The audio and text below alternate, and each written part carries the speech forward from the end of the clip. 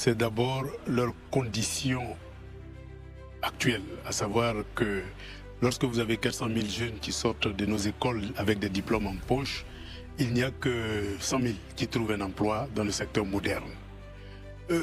Moi, je dirais tout simplement qu'avec ma politique d'industrialisation où l'État se réengage dans le secteur de l'économie, eh bien, nous allons appuyer la création des PME et PMI par des entreprises locales qui vont embaucher énormément ces jeunes-là. Et deuxièmement, il y a beaucoup de PME aujourd'hui qui sont en construction en Côte d'Ivoire. Il y a beaucoup de jeunes qui se sont lancés dans l'emploi.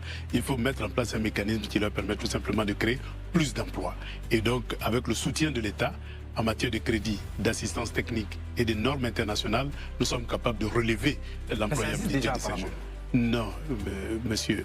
Vous savez, la caractéristique de ce régime, c'est que l'État s'est soustrait du secteur de la production. C'est le consensus de Washington appliqué de main par la Banque mondiale, le Fonds monétaire. Et tant que vous êtes dans ce tunnel-là, vous avez des limites dans l'investissement.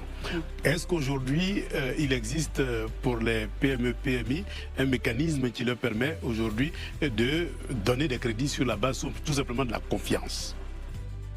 Tout simplement parce que l'environnement qui leur permet d'avoir accès au crédit n'existe pas.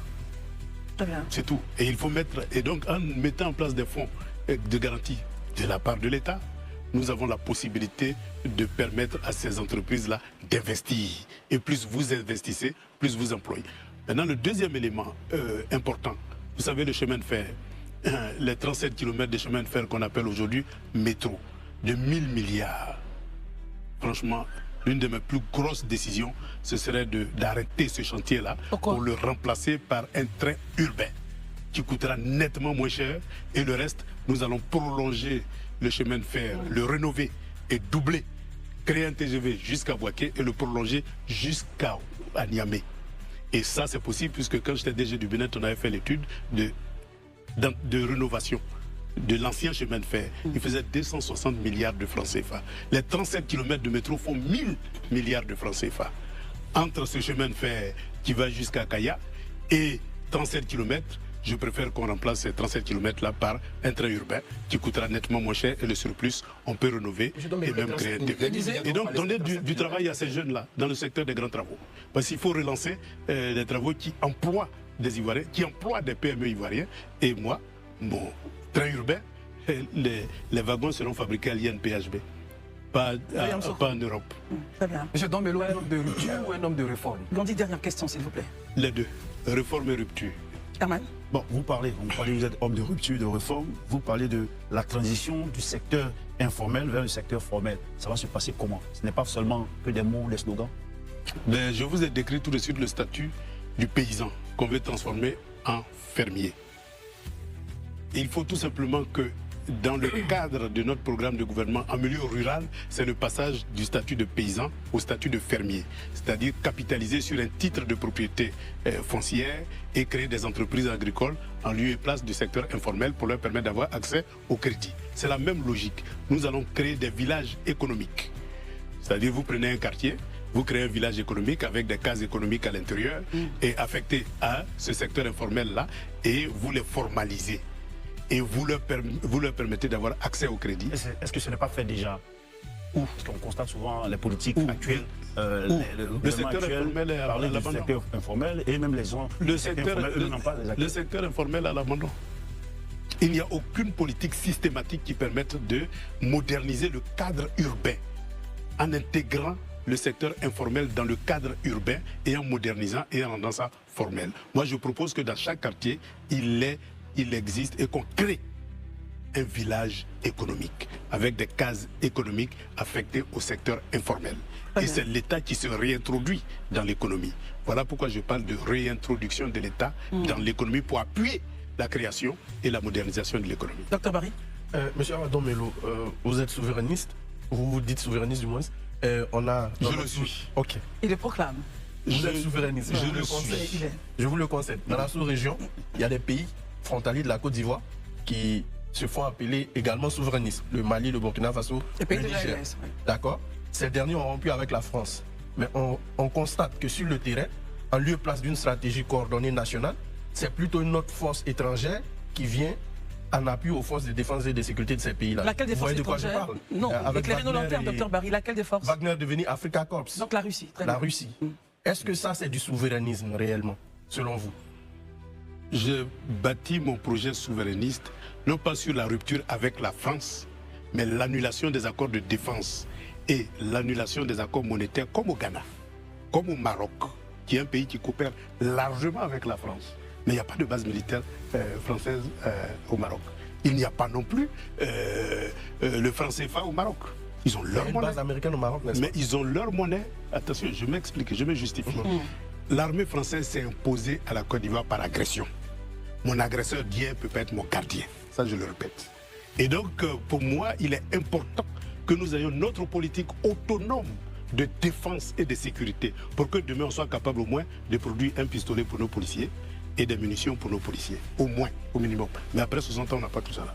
Mais vous n'avez pas répondu à ma question sur... Maintenant, je veux dire que l'AES a fait son choix de rompre les accords militaires. Ce n'est pas une rupture avec la France. Moi, je vais là-bas, je vois les entreprises françaises circuler.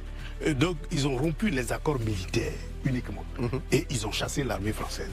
Pour envoyer une autre armée? Non. Ils ont maintenant décidé de former sur la base des accords stratégiques. Quand vous dites qu'ils ont envoyé une armée, non. Ils ont signé volontairement, je souligne bien volontairement, des accords avec la Russie, avec la Corée, avec la Turquie, avec plusieurs pays pour monter en puissance leur capacité parce que malheureusement 60 ans d'indépendance ne leur permettent pas de fabriquer des munitions et des fusils. Il faut les acquérir là où vous les trouvez.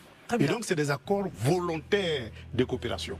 Et donc ces accords-là sont tissés pour faire monter en puissance leur armée. Ce n'est pas une rupture avec la France. Beaucoup de produits français sont consommés au Burkina. Mais je dirais même que c'est un hypermarché des entreprises françaises. Dr Barry, on termine une dernière question. On est souverain lorsque ces forces armées russes d'Africa Corps vont au contact de l'ennemi sur votre territoire. Est-ce que ça, c'est de la souveraineté sur le plan militaire? Mais je vous dis, tout ce qui se négocie volontairement relève de la souveraineté. La souveraineté ne veut pas dire s'isoler. C'est de coopérer avec toute la planète entière dans un monde multipolaire. Je vais chercher là où je trouve que j'ai les avantages qualité-prix. Très bien. Si je les ai en Russie, je vais les chercher. Si je les ai en France, je vais les chercher. Si je les ai en Chine, je vais les chercher. C'est ça le sens et ma conviction profonde, c'est que la Côte d'Ivoire doit rentrer dans un monde multipolaire et non être l'hégémonie du monde occidental. Très bien. Élysée? Ok. D'accord. Moi, je voudrais revenir sur cette question, mais rapidement, pour dire à notre invité, si au regard de ce qu'il vient de donner comme définition, je pense que la Côte d'Ivoire est donc souveraine. Ça, c'est mon point de vue. Parce que s'il dit qu'on peut négocier librement, sans contrainte, avec ce qu'on veut, qu'on va chercher un peu partout, rien qu'à regarder aujourd'hui le classement des 5 pays qui sont partenaires de la Côte d'Ivoire, quand on regarde un peu ceux aujourd'hui qu'avec qui la Côte d'Ivoire a des relations d'ordre militaire, sécuritaire et tout ça, on peut donc considérer que la Côte d'Ivoire est souveraine. Donc en réalité, M. Dombello n'a pas vraiment campagne à faire, il doit s'allier à M. Ouattara parce qu'il s'inscrit dans cette dynamique. Est-ce qu'on a les 5 pays déjà, les 5 pays? Ça, c'est un point de vue. Maintenant, la question même en elle-même, la question en elle-même, j'ai entendu tout le long de votre présentation les volets économiques. C'est quoi la place du capital humain dans le programme de M. Awa Dombello? Parce que l'économie conditionne tout le reste. Lorsque vous avez de l'argent, vous pouvez scolariser tous les enfants du pays. Donc pour moi, c'est la condition primordiale, l'économie. Mais le système d'éducation actuel est un système qui délivre des diplômes et non des qualifications.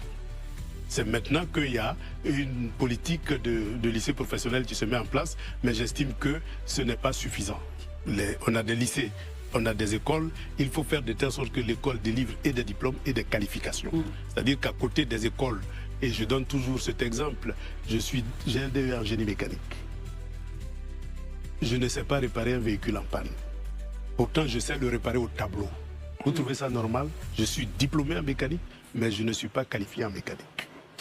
Voilà la différence. Donc maintenant, à côté des écoles, il faut des laboratoires, des incubateurs d'entreprises, des pépinières d'entreprises pour que l'enfant qui sorte de là ait un diplôme parce qu'il a appris au tableau, mais qu'il ait une qualification parce qu'il a appris dans les laboratoires, dans les incubateurs et dans les pépinières d'entreprises. Merci beaucoup, M. Awa Dombello. Je rappelle que vous êtes candidat à l'élection présidentielle du 25 octobre 2025. Dernière question pour vous laisser partir parce que la campagne vous appelle. Que pensez-vous justement de la marche prévue par le Front commun PDCI, PPACI du 11 octobre, donc demain, interdite toutefois par le préfet d'Abidjan? Bien, lorsqu'une partie du peuple est en colère, comme c'est le cas aujourd'hui, pour le cas du Front commun, eh bien, la Constitution l'autorise à exprimer ses colères. Et donc, il faut laisser jouer les règles de la Constitution. Il est bien évident que les libertés d'expression constituent, je dirais, le poumon de la vie démocratique. Mais évidemment, il faut encadrer pour éviter les risques. Et donc, c'est cet encadrement-là que l'État doit négocier avec les marcheurs pour les autoriser à marcher. Et donc, pour moi, il ne faut pas étouffer une liberté d'expression. Notre Constitution nous donne 2 modes d'expression. Lorsqu'on veut sanctionner un gouvernement, c'est dans les urnes. Lorsqu'on veut exprimer sa colère, c'est dans la rue, c'est dans les stades, c'est dans les meetings. C'est 2 libertés qui sont constitutionnellement consacrées. Il faut les organiser et laisser les gens s'exprimer. Mais si on veut sanctionner ce gouvernement, la Constitution nous autorise de sanctionner ce gouvernement-là dans les urnes. Et donc j'appelle tous les Ivoiriens à sanctionner ce gouvernement dans les urnes. Parce que vous Très bien, merci. Quoi qu'il soit souverainiste. Le peuple est souverain. Élisée Herman, merci beaucoup. Merci. Monsieur Awa Melo. Si demain, il se peut puisqu'il reconnaît que ce peuple-là a le droit de manifester et de marcher, est-ce qu'on peut trouver M. Awa Melo, le candidat, aux côtés des marcheurs, des Ivoiriens qui marcheraient demain? Comme je dis, moi je vais sanctionner le gouvernement. La colère, je vais l'exprimer. Je veux que les Ivoiriens l'expriment dans les urnes, suivi de sanctions dans les urnes. Voilà pourquoi je suis en campagne. Pour montrer aux Ivoiriens que la Constitution nous autorise 2 choses, la liberté d'expression, mais le droit à la sanction. Utilisons le droit à la sanction pour mettre fin au parti État RHD.